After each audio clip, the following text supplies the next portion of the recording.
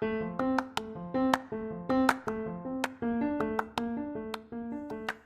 you, welcome to Sacrilegious Discourse. I'm husband. I'm wife. And together we're reading the Bible. Starting with Genesis and eventually ending with Revelations, we're working through every book and offering our atheist 2 cents. Or shekels. Yeah, those. We're asking questions and pointing out all the nonsense. We aren't academics or scholars. Nope. In fact, when it comes to religion, we really don't know anything at all. What we've learned so far is that God's a dick. Oh, he really is, isn't he? If you're interested in how we reached this startling conclusion, maybe start from episode 1. Otherwise, jump in anywhere. It's all good. Yep.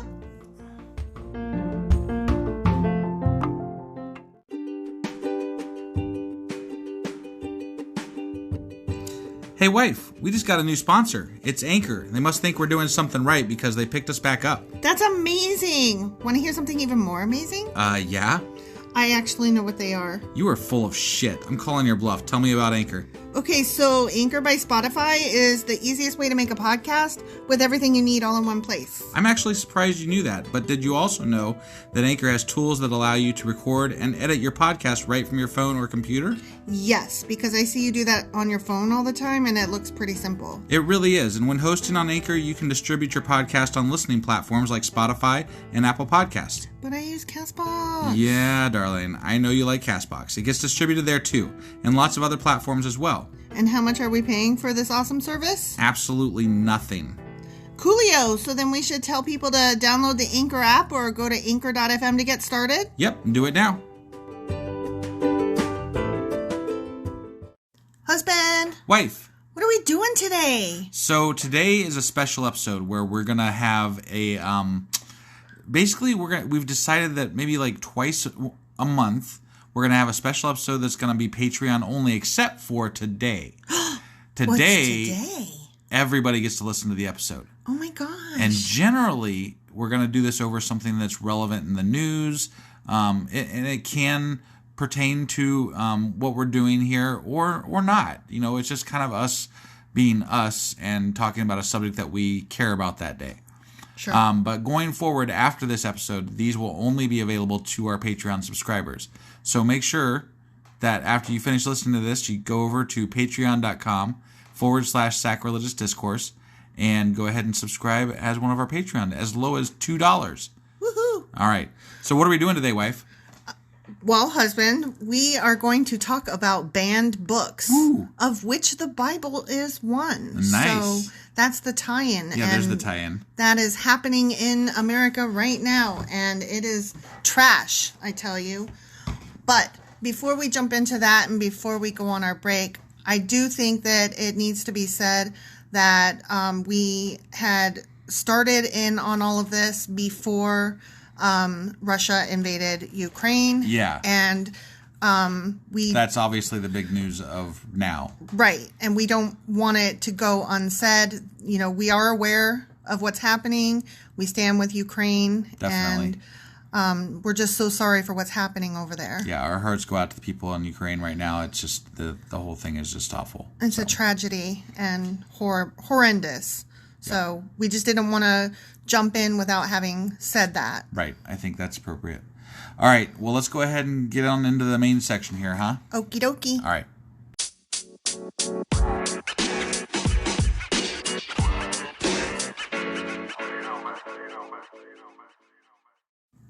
Okay, let's get this show on the road. Let's. So, banned books. Banned books. Have you ever read a banned book? I'm sure I have. But not like on purpose? Not like, this is a banned book, I'm going to read it. Right, no. Wow. I have read a banned book. Oh, I know. On purpose. You live for banned book at the library and all that other stuff. So I live for book. I live for library. Yeah, you are book. Yes. So that's why this was so particularly exciting to me as a first time outing. Yeah, I'm gonna be like just a third wheel today. I'm here in spirit, but that sounded like I'm having an affair. Well, it's me, you, and our listeners. It's true. So, it's true. This is just kind of between you and them. That's all. It's true. Yeah. So first I thought I'd give a few definitions and talk about like what banned books are. Okay. So banned books are books or other printed works such as essays or plays which are prohibited by law or to which free access is not permitted by other means. The practice of which is, period the end, a form of censorship. Oh, yeah? It's censorship. Okay. We censor those censored books. Yes. Yes. Now, that's said by law, but like censored books and banned books oftentimes are banned by a school or by a library that specifically is not necessarily by law. Sometimes it's kept out of an area because of people. Right.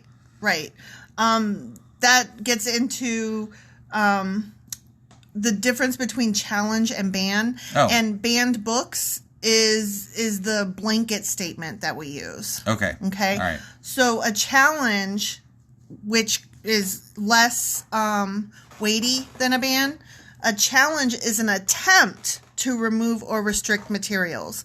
And that's what we often see. And we use the word banned, but it's actually just they're trying to have it removed. And those are based upon objections of a person or group that we'll get into. I imagine that you can imagine what a lot of those objections might be. Well, I mean, it's in the news right now. If you're watching the news at all, you're noticing probably a lot of stuff about banned books right now because it is banned book time. So, what I would recommend if you haven't already is to watch a clip on YouTube of what's his name? Trevor Noah. Burton. No, Trevor Noah did a bit on banned books, and at the end of which LeVar Burton comes in and does a thing on, which is great. It was the whole thing was fantastic. LeVar Burton in particular, it's well worth the watch. Yeah, and if you don't know what LeVar Burton has to do with books, then sorry at ya.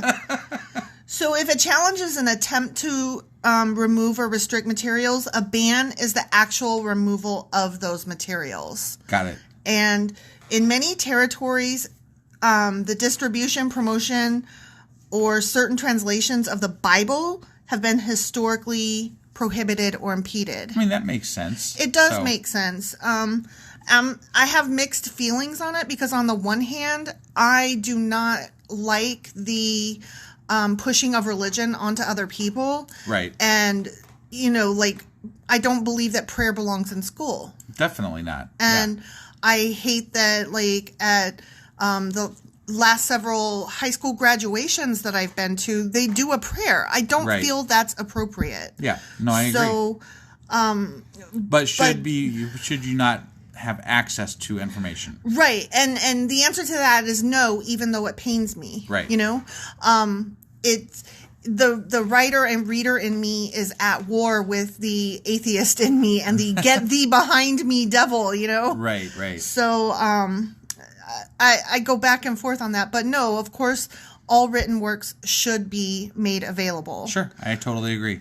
I think it goes to kind of like, I mean, we don't censor in this house really at all. No, we really don't. Speech or otherwise, No. We actually encourage, finding out things and reading whatever, you're interested in. So, that's always been our take, with instruction. We're parents still. Sure. But we have some really great discussions, and I learned from our kid. Right. Because, just for an example, you and I had an impression of what furries were. And, there's a dirty connotation that comes with it that we were aware of. Right. But our kid is moving in a different part of the internet than we are. Right. And that part of the internet is more harmless, and it has more to do with the inclusivity of everyone and the LGBTQ portion of that as well. And we had to have a discussion about that because I was like, oh God, furries, no. Right. And my kid, teenager is like, excuse you, right. You are not aware. Yeah. And so the learning goes both ways, Definitely. Which is why we don't censor. Definitely. We learn just as much from our kid as they do from us at this point, I think. So yeah. It's great. Exactly. So, I don't know if you are aware. I, of course, am aware. There is a Banned Books Week. Well, I only know that because, we've been in the library and there's signs up that say Banned Book Week. Right. So, Well, it takes place every September. Okay. And this year's is September 18th through the 24th. So mark it on your calendars right now. Mark it on your motherfucking calendar. And libraries go to great lengths to make regularly challenged and banned books available. Yeah. And to push them. Sure. So that, people are aware of the dangers of these books being removed. Right, because oftentimes they are some of the most important books that are out there. Right. I mean, we've got things like that you would expect, like 50 Shades of Grey, Sure. for example, sexually inappropriate, right? Right. And, I'm not a fan, but whatever, Right. People read, they read, whatever. Yep. But then you've also, on the other hand, got classics like To Kill a Mockingbird. Right. Which are historically important in our country. Yeah. And those two don't even belong in the same fucking category, but they're both on the same list. Yeah. Yeah. And the bans come from both sides, the right and the left. Yep. Because and again, I have a really hard time with this because the writer and reader in me rails against both the atheist and the liberal in me. Because there are books that, for example, Tom Sawyer, Huckleberry Finn, that have the N-word in it. Sure. Highly inappropriate. I do not condone that language. However, having said that, these books are important for teaching the writing style of local color language. Not when I say local color, I'm referring to patois and a stylistic way of writing dialogue. Sure. And these books are fantastic at it because Samuel Clemens, Mark Twain, was able to capture that in the moment. Yeah, and it was a different era completely. And that doesn't excuse it. No. But it should spark a discussion about right. why these words are inappropriate. Sure. Not to pretend that they don't exist. Right. And that's the difference. Well, and you balance it with, a book that's different than that. That's the beauty of banned books. There's all kinds of ways to go with it. Right, And you exactly. can expose people to different things all around. So. Exactly. So, the left gets on its high horse, and I hate even saying this, but the left gets on its high horse to be so politically correct that they will try to remove anything that is racially offensive. And I'm like, you're doing the right all the favors when you do that. Right. Because they're the ones trying to censor, and now you're saying, okay, yeah, sure, let's do that. Exactly. And, I mean, they are now trying to remove some of the same books. Yeah. And that idea, oh my God, just makes my brain explode. I remember the author, but I can't remember the name of the book. But there was it was back when I was going to college. Her name was Wendy Kaminer, and she had written a book about free speech, and it was very, very good. It was good. It's definitely worth a read. It really makes you think about your stances on free speech and where you should stand. So, and I think it's a very relevant discussion going into the internet age here, because it's something that's going to continue to be an issue. Yeah, definitely. Well, the theme of this year's Banned Books Week, they have a different theme every year. And this year, appropriately enough, is Books Unite Us, Censorship Divides Us. Yeah. And, I mean, that says it all right there. Definitely. If you want to learn more about Banned Books Week, you should go to bandbooksweek.org. Okay. So, and I'm just going to read a little bit about it so that you know what it's about. Okay. Banned Books Week is an annual event celebrating the freedom to read. Banned Books Week was launched in 1982, so very recent, really. I mean, relatively in the grand speaking. scheme of things, I guess. Yeah. It's almost 40 years ago. Well, I know because I'm That's old. maybe over 40 years ago. Well, I mean, it's because I'm old. Right. But I don't think of the 80s as that long ago, so shut your face. It was launched in 1982 in response to a sudden surge in the number of challenges to books in schools, bookstores, and libraries. Couldn't have had anything to do with Reagan, could it? Reagan and the Satanic Panic Right, is what I yeah. am positive that had to Yeah, do with. yeah. So, typically held during the last week of September, it highlights the value of free and open access to information. Yeah. And I have to tell you, I love the library not only because of obvious reasons, it has books. Right. Libraries saved my life. Like, when I was a kid, I found freedom in the library. Sure. I was able to go to other places, other worlds, other places where I was not experiencing the trauma that I was experiencing at home. Right. So for me, libraries always hold a special place in my heart. Yeah. And to see them, like if you watch the Trevor Noah clip and there are librarians whose lives are now being threatened. Right. That is just crushing. Well, it's to the me. same. It's the same line of thinking where like some of the school board members are getting threatened, and I mean, there's just this whole threat mentality that's going Yes. out right now, Yes. and it's a shame. I mean, libraries have been a defender of free speech for as long as we've been alive. Yes. And they are one of the most ardent defenders, I think. I mean, they really push free speech and not censoring things. So I have always held librarians as heroes because they are the frontline defenders of the First Amendment. yeah, And, definitely. There are some great books out there about how awesome librarians are. I'm sure I haven't read them, but I'm sure there are. I should have probably put together a couple of names, but if you're interested, if you know, you know. Hit us up on Twitter. I'll get exactly, get you a list. exactly.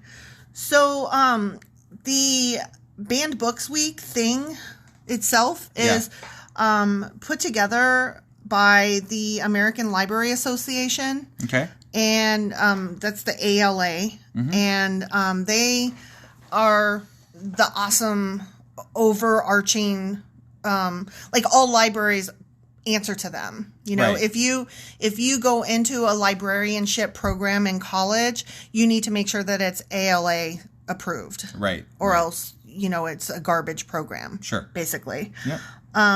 They condemn censorship and work to ensure free access to information. Every year, the Office for Intellectual Freedom compiles a list of the top 10 most challenged books in order to inform the public about censorship in libraries and schools. And I happen to have the most recent list, which is from 2020. And the new list comes out when? The newer list for 2021 will come out this April. Okay. All right. So, I know 2020, it seems like, God, that's old. Forever ago. Yeah. And you can imagine what the 2022 one will look like a couple years from now. Sure. Yeah. But here are the top 10 challenged books of 2020. George by Alex Gino. I'm not familiar with that book, but it was challenged, banned, and restricted for LGBTQIA plus content, conflicting with a religious viewpoint and not reflecting, quote, the values of our community. That's rough. So we can guess who came out against that. Christian right. Yeah. Number 2 is Stamped: Racism, Anti-Racism, and You by Ibram X. Kendi and Jason Reynolds. I do remember this book coming out, and it's on my list of books that I intend to read. Yeah. It came out in the aftermath of the George Floyd protests. Yeah. When a lot of people were trying to learn about anti-racism. Right. And it was banned and challenged because of the author's public statements and because of claims that the book contains, quote, selective storytelling incidents and does not encompass racism against all people. Oh my gosh. Yeah. What is this the all people movement or whatever thing? This is the All Lives Matter. Oh, yeah. The All Lives Matter. Yeah, and That's why don't we have a White bullshit. History Month and all that Such stuff. bullshit. Yeah. Number 3 is All American Boys by Jason Reynolds and Brendel Keeley. and it was banned and challenged for profanity, Oh, no. drug use, and alcohol. That shit'll get you nowhere. Profanity fucking sucks, man. I know. Well, I mean, the drug use and alcoholism, and because it was thought to promote anti-police views, contain divisive topics, and be, quote, too much of a sensitive matter right now. Yeah, I could imagine. Yeah. Yeah. You don't want to read any of those sensitive matters, you know? I imagine that somebody in that book must have said something like, fuck the police. Sure, right. I mean, right? But, yeah. So, But, I mean, given the climate that we're in, that's not totally, yeah. Inappropriate sometimes. I say fuck the police, so, I mean, sometimes it's appropriate, like, you know? I was never so excited as when... They're just people. They shit, too. I was never so excited as when I was explaining the hashtag ACAB to my child, and my child was like, Mom, I already have that on my Twitter profile. And I was like, Jesus Christ, my teenager's awesome. ACAB is all cops are bastards, FYI. Sure. Which is obviously not 100% true. No, but... I'm just stating that out loud. Okay, well, as long as we're getting into that...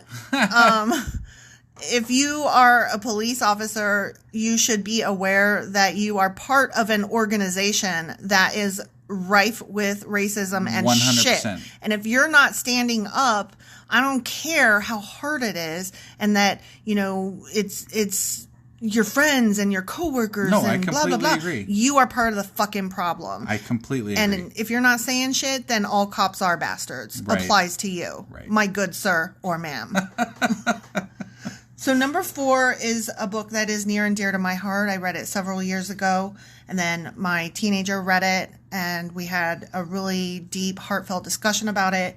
It's called Speak by Laurie House Anderson, and it is about a girl who is raped in high school, or even middle school, maybe. I can't remember now. And has a hard time being able to tell somebody about it, and kind of goes into herself. Right. And it's about finding the ability, the strength, the bravery to talk to somebody about it, and to be made aware that it wasn't her fault, that she's right. Something bad did happen to her. Right, right. And so that book, of course, was banned, challenged, and restricted because it was thought to contain a political viewpoint. Oh, my God. It was claimed to be biased against male students, and Wow. it included rape and profanity. Wow. And I'm like, yes, it did. And as much as we might like to wish that rape and profanity don't occur, right. The fact of the matter is they motherfucking do. Right. And so we should deal with that accordingly. Yep. Number 5 is The Absolutely True Diary of a Part-Time Indian by Sherman Alexie, banned and challenged for profanity, sexual references, and allegations of sexual misconduct on the part of the author. Okay. Okay. So I'm not familiar with that book, but Sure, it's not a good reason. I would read it. Number 6, Something Happened in Our Town, a child's story about racial injustice by Marianne Solano, Marietta Collins, and Ann Hazard, and it's illustrated by Jennifer Zivoyne. It was challenged for divisive language and because it was thought to promote anti-police views. I'm seeing a theme here. Right? Yeah. So number 7 is both shocking and also not shocking. Right. Because it has been challenged and banned forever and ever and ever. Yeah. But to think that it's still in the top 10 right. list for 2020. Yep. To Kill a Mockingbird by Harper Lee. Wow. Banned and challenged for racial slurs and their negative effect on students, featuring a white savior character and its perception of the black experience.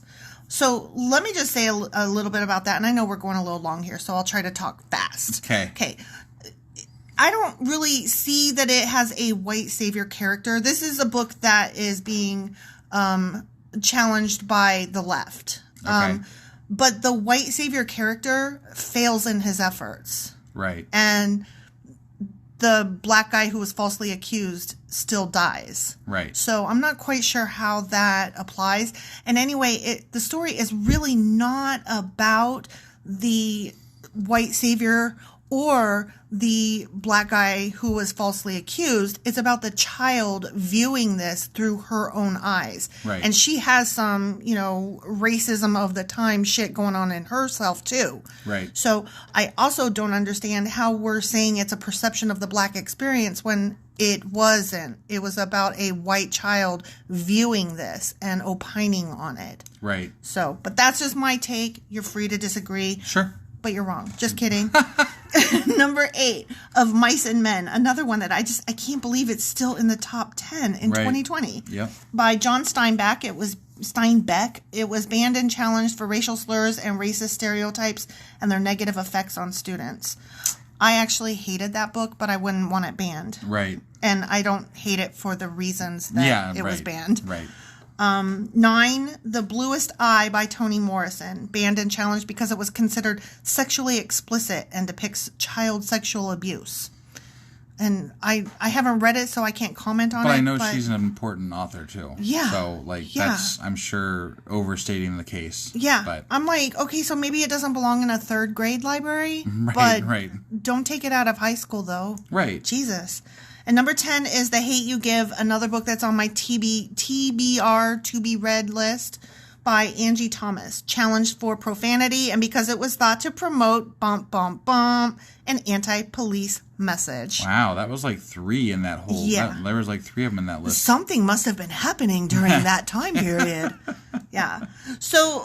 I'm about to wrap up here, but I just wanted to mention that there was a list on the website, on ALA's website, for frequently challenged books that are just the most challenged ever. These are always challenged. Yeah. And there was one that was frequently challenged kids books and frequently challenged young adult books. Okay. And I thought that I would go through and just list the ones that I was familiar with or even had read. List, right? Yeah, I would think so. This list was 2.5 pages long, so I cannot get into it here. But the usual suspects are on this list, like Judy Blume, Are You There, God? It's Me, Margaret, which was about a girl who was trying to find her place in religion in her family and neighborhood, and who also started her period. Got it. So, there's all that. And there's several other by Judy Blume. Sure. There's some Dr. Seuss books, the Hunger Games trilogy, The Perks of Being a Wallflower, Ender's Game. Neil Gaiman's on there. Neil Gaiman is on there. Anne Frank, The Diary of a Young Girl. I'm just all of John Green's books. He's the one that wrote The Fault in Our Stars. Probably just all of his books. Probably just because he's liberal. That and probably because they depict teenagers going through teenagery things. Right. There's a suicide in one. There's another that has teenagers with deathly illness. Got it. Yeah. Again, teenagers doing teenagery. Wouldn't want to make people think. Right? Exactly. This one, I have no idea. Where's Waldo is on the list. Seriously? Yeah. Wow. I don't know why. That's really dumb. I have no fucking idea. I don't know either. Crank, which is a book about a teenager who gets on drugs, and it describes the experience. And, right. In hopes of telling kids, don't get on drugs. Yeah. So you would think we'd all be on board with that. Brave New World, Flowers for Algernon. Stephen King is on this fucking list, babe. You could go on for the next Stephen 20 minutes. King. Stephen King, yes. Carrie and Christine are both on this list. Crazy. Okay, I'm going to stop now because I'm just...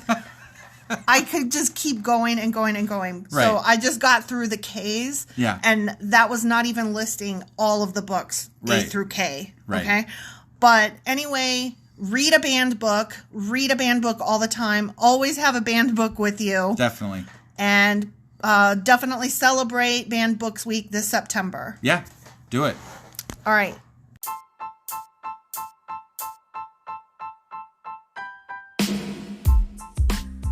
Husband. Yes, wife? Remember how you told me we're on Patreon now? Yeah, why? Because we're starting something new for Patreon members only. Every couple of weeks, we'll cover something in the news, a current event, or something we feel strongly needs to be discussed. And only subscribers get to hear our discussion. That's right. It's all for our Patreon members as a thank you for their support. Join now for as little as $2 a month to get all of our extra content. Go to patreon.com/sacrilegious discourse. Do it now.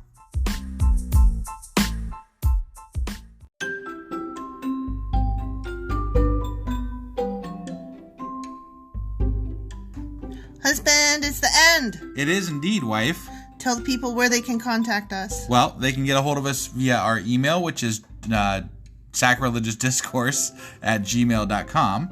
We have Twitter at sacrilegious_D. For D's nuts. Oh, why do you know? Why do you keep doing that? Ugh. All right, we have a Facebook page, an Instagram page, and a Pinterest page. But if you really want to get our attention, Twitter's where it's at. Twitter is where you're at. Yeah. And they should also review, like, and subscribe, yeah? Definitely. Apple Podcasts reviews help us out tremendously. And we also can use your support on Patreon, which is a great place to support us as well. That would be at patreon.com/sacrilegiousdiscourse. Don't forget to say thanks. Thanks. Okay, bye. Bye.